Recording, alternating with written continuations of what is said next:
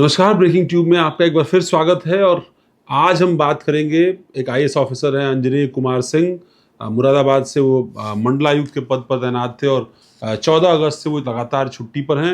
और उसकी वजह ये बताई जा रही है कि छुट्टी पर क्योंकि उनको एक्सटेंशन मिलना है, साल भर का एक्सटेंशन उनको पिछले साल नियुक्ति कार्मिक विभाग जो भारत सरकार का है डीओपीटी, उसकी तरफ से दिया गया था। अंजनेय कुमार सिंह सिक्किम कैडर के अधिकारी हैं और बलिया के रहने वाले हैं। उत्तर प्रदेश में लंबा उनका कार्यकाल रहा, उनको तय समय से ज़्यादा एक्सटेंशन मिला, यानी जो प्रतिनियुक्ति पर आने के लिए मियाद होती है वो कई बार उन्होंने उसको पार किया। उनको विशेष अनुमति केंद्र सरकार के डीओपीटी डिपार्टमेंट से दी गई उत्तर प्रदेश सरकार के निवेदन पर। रामपुर के डीएम के तौर पर काफ़ी चर्चा रही अंजनेय कुमार सिंह की उस दौर में जब रामपुर के तत्कालीन बड़े नेता आजम खान से उनकी खूब ठनी थी। एक जिस तरीके से वाद विवाद हुआ था, आपको याद होगा 2019 की वो तस्वीरें जिनमें आजम खान जो है वो मंच से चढ़ करके बहुत तरह के बयान देते हैं, उसमें डीएम को तनखैया कहते हैं, कई और तरह के शब्दों से नवाजते हैं।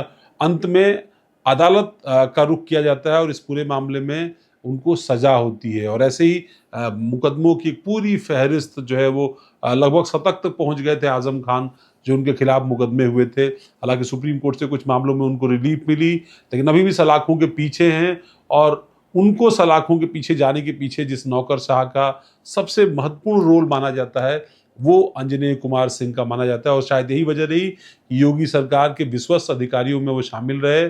मुख्यमंत्री से उनकी नज़दीकी बिल्कुल थी और पहले सेल टैक्स डिपार्टमेंट में एडिशनल कमिश्नर के तौर पर, और उसके बाद यहाँ से उनको भेजा गया रामपुर का जिलाधिकारी बनाया गया। रामपुर में फिर उसके बाद जो है वो मुरादाबाद मंडल जिसके अंतर्गत रामपुर का जिला आता है, वहाँ के मंडलायुक्त के तौर पर वो लगातार काम कर रहे थे।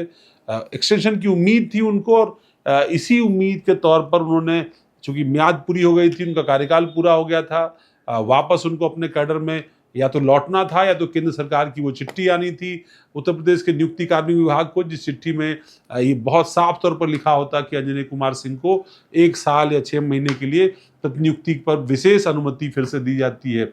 फिलहाल वो अनुमति मिली नहीं है, लेकिन उस अनुमति को नकारा भी नहीं गया है। हालांकि मीडिया में आज सुबह से ही इस बात की खबरें तैर रही थी कि अंजनेय कुमार सिंह की जो प्रतिनियुक्ति है उसको खारिज कर दिया गया है और अब उनको मूल कैडर में वापस लौटना होगा। लेकिन अब से थोड़ी देर पहले जो जानकारी मिली है कि फिलहाल इसको लेकर के डीओपीटी ने कोई आखिरी फैसला नहीं किया है और इसीलिए उत्तर प्रदेश का नियुक्ति कार्य विभाग इस बात का इंतजार कर रहा है कि अंजनेय कुमार सिंह को लेकर के भारत सरकार का डीओपीटी मंत्रालय कोई निर्णय ले। उस निर्णय की चिट्ठी जो है वो राज्य सरकार के पास आए और इसीलिए मुरादाबाद में किसी मंडलायुक्त की नियुक्ति नहीं की गई है। जो डीएम मुरादाबाद है उन्हीं को मंडलायुक्त का चार्ज भी दे करके गए थे अंजनेय कुमार सिंह, तो वर्तमान में उन्हीं के पास प्रभार है, किसी नए सीनियर ऑफिसर की तैनाती नहीं की गई है। कई अलग अलग मुद्दों पर, हालांकि साहित्यकार भी हैं, कई सारी किताबें, कई सारे जो है मेमोरियल्स उन्होंने वहाँ पर लिखे हैं और कविताएं भी वो अपने सोशल मीडिया प्लेटफॉर्म पर कई बार पोस्ट करते रहे।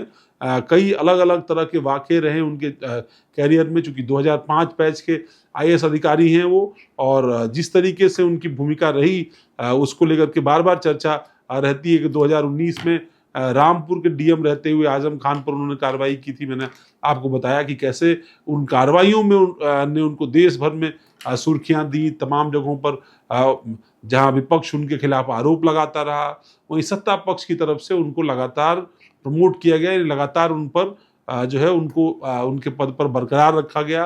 पहले वो रामपुर के डीएम और फिर मुरादाबाद के कमिश्नर के तौर पर वो लगातार बने रहे। अब केंद्र सरकार के पक्ष का, यानी केंद्र सरकार के फैसले का इंतजार है और वो तय करेगा कि अंजनेय कुमार सिंह उत्तर प्रदेश में प्रतिनियुक्ति पर रहेंगे या वापस सिक्किम अपने मूल कैडर में लौट जाएंगे। आपको हमारी पेशकश कैसी लगी जरूर बताइएगा। हमारे डिजिटल प्लेटफॉर्म ब्रेकिंग ट्यूब को फॉलो करिए। धन्यवाद, नमस्कार।